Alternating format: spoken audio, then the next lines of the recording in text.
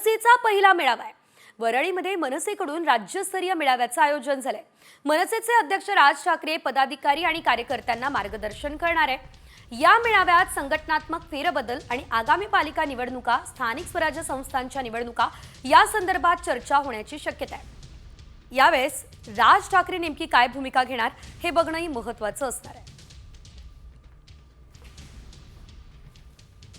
आज राज्यस्तरीय मेळावा आयोजित केलेला आहे वरळीमध्ये आणि सध्या मी त्याच ठिकाणी आहे। आपण माझ्या मागे मोठं असं एक भव्य दिव्य हे एक बॅनर पाहतात। या ठिकाणी राज्यस्तरीय पदाधिकारी मेळाव्याचं खरं तर हे बॅनर आहे। सोबत आपल्याला राज ठाकरे यांचा फोटो देखील पाहायला मिळत आहे।